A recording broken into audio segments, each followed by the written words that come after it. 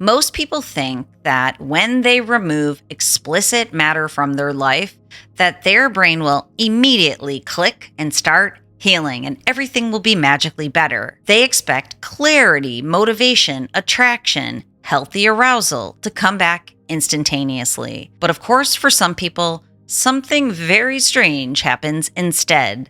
They seemingly get worse. Their sleep gets weird and interrupted. There's urges that are spiking or unpredictable.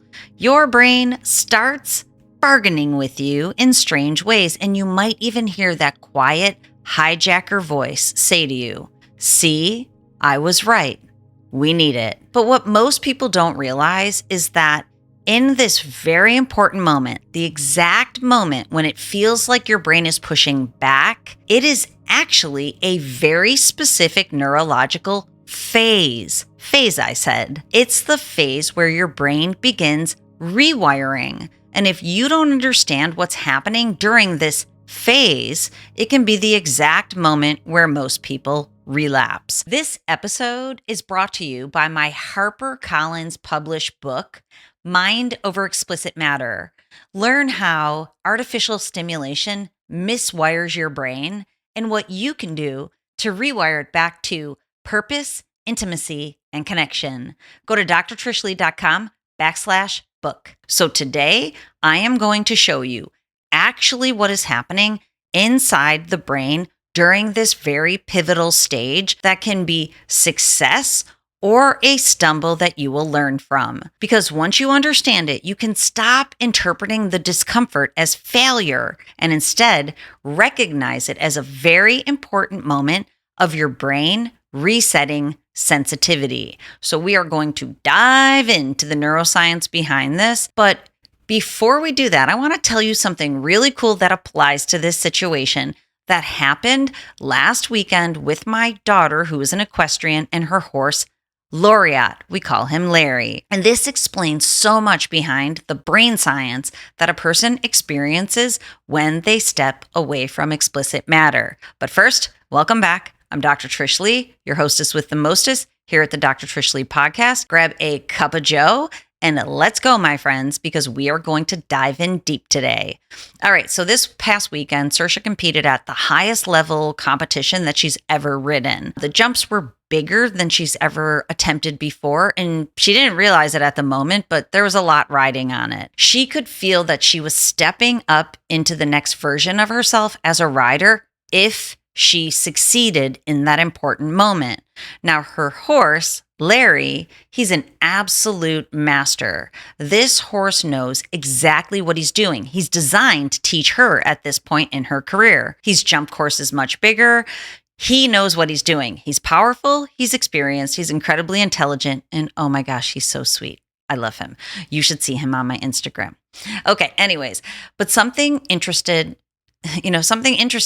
happened in the arena during this past weekend. During the first series of classes that she participated in, Larry refused to jump. Now, when you see that for the first time, you might assume that it's the horse, that he's stubborn or he's nervous or he's just not in the mood to perform that day. But master horses, don't do that.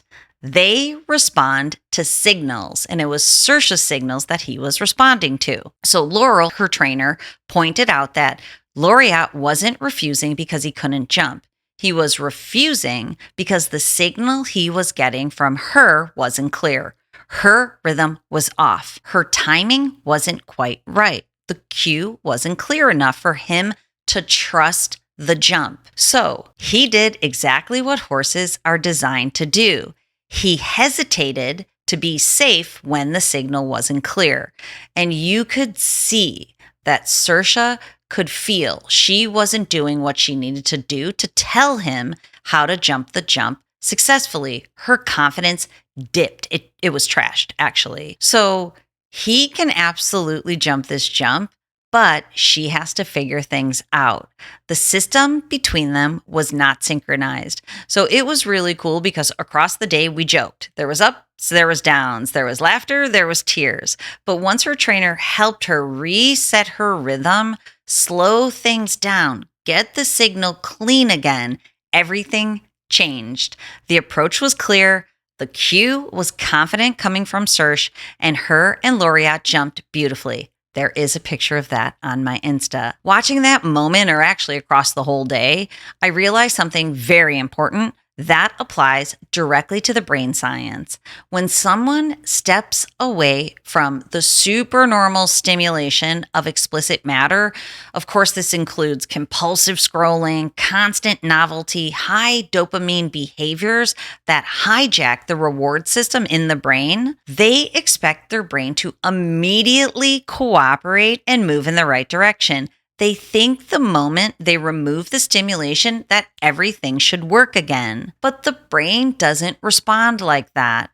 It's looking for the cues. So, just like Sersh and Larry, they had to reset the rhythm before they could successfully jump higher and before they could move forward smoothly. The brain has to recalibrate back to natural motivation, natural attraction, and arousal and intimacy have to come back online through brain regulation. It's a recalibration phase. So in that phase, things can actually be worse first, just like Sersh and Larry. So usually for people I work with, sleep shifts into a worse mode, those urges spike, you might even have more fantasy, more irritability, and the voice in your head gets louder. But when you remove that excessive stimulation, there might be discomfort first. But Saoirse said it this way herself: just because I'm struggling doesn't mean I'm failing. Oh, as a mom, I was so proud. When your nervous system is waking up those pathways that have been desensitized maybe for a long time, this can be challenging for your brain. It might struggle. And so your brain may have to adapt to stepping away from massive levels of high-level, intense stimulation. When those levels disappear, the brain initially feels like something is missing, because it is. It's missing those high dopamine spikes. If you look at my briefing for the week, you'll see a graph that I made that shows spike, crash, spike, crash, spike, crash. And then when you step away, there's a flat line. But if you can stay steady in that flat line and instability phase, something remarkable begins to happen. Your brain resensitizes, and real attraction and real arousal for your partner in the real world comes back online. Your motivation begins to rebuild and your energy can stabilize. This is the moment that your brain begins to regulate. But this instability in this phase, it's only temporary. It's not the new norm. It is a phase, but it's also the phase where so many people get stuck and they turn around and head in the opposite direction, back to the supernormal stimulation, because they don't understand what the brain is doing. I want you to understand. If you've ever tried to remove the stimulation and things felt worse before they felt better, this isn't weakness. This isn't failing. It's struggling in the right direction. So keep moving through this phase. Now, of course, if you have the right tools, if you have technology like the neuroregulation technology that I use in my Regulate First program, and if you have the right support like Saoirse had Laurel, this phase can be so much shorter. It was one day for Saoirse. It could have been a month or 2 months or 3 months, but she has all those things: the tech, the tools, the support. This was an awesome moment. Okay, so let's wrap up the idea of, if you're struggling, it doesn't mean you're failing. I want to give you a brain hack strategy that I do discuss even in more depth in the briefing for the week. It goes like this: if you are struggling in that phase, stay out of your head. When you get in your head, that hijacker, he is a product of strained brain that is created by all the strain in the brain and the nervous system because of the 4D dopamine cycle that's at the core of pornography addiction or compulsive masturbation or any other sexual acting out behaviors for that matter. So the idea is, when you have an urge, that's a dopamine drip. When you feel that in that temporary phase of instability, it's your brain doing what it's been doing for a really long time in that cycle. It's signaling to you, I need dopamine and I need it now.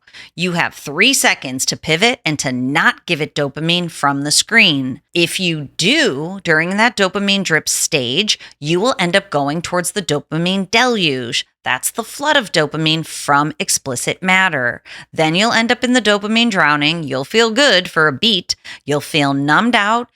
Pornography will have done what it's designed to do, is to make you feel good and take you away from the cares of the world, regulate your mood and your emotions for a moment, but ultimately land you in the dopamine deficit or drought, where you feel irritable, angry possibly, you feel off kilter, and you feel like you need soothing and stimulation again. 4D dopamine cycle. So when you step away from that, when you pivot in those first 3 seconds, and instead you ground yourself, you open your focus and you look around in your present experiential environment, then you take a breath in for 4 counts, you exhale for 6.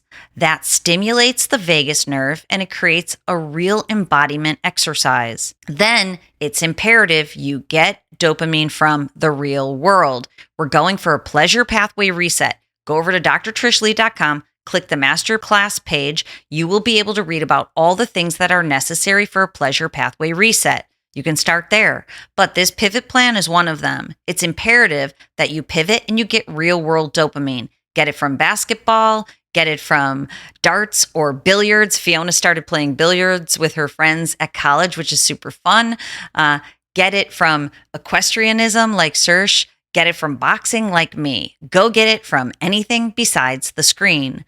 Then you will be resetting the pleasure pathways back into your life. Of course, that helps to resensitize your brain. While you don't go to the screen, you're preventing more desensitization. So if you struggle from sexual arousal dysfunction, sad, then you will be in the midst of no longer desensitizing, but resensitizing. That's your brain hack strategy for the day. Go try it. It's your pivot plan. It is going to work. Don't get me wrong. You may have to do it 10,000 times like Malcolm Gladwell says, but it will pay off. Now, if you are struggling, please go over to drtrishleigh.com, get your brain mapped. Reach out to me. We can meet privately. A brain map visualizes what's happening on the inside and it shows it to you unironically on the screen so you can take it in, all the damage and dysfunction that porn use has caused. And if you struggle with arousal dysfunction, it will pop off the page. That's my pledge to you. You will see it. So please go over to drtrishleigh.com and check it out. Now, if you're not ready for that, get my book, Mind Over Explicit Matter. It's coming up. Oh, I have the OG one here. It's coming up on its 1-year anniversary. This baby's been in the world for 1 year. If you don't have it yet, go get it. It will help. It's got all the brain hack strategies that you need to succeed. And always remember, control your brain or it will control you. I'll see you next time.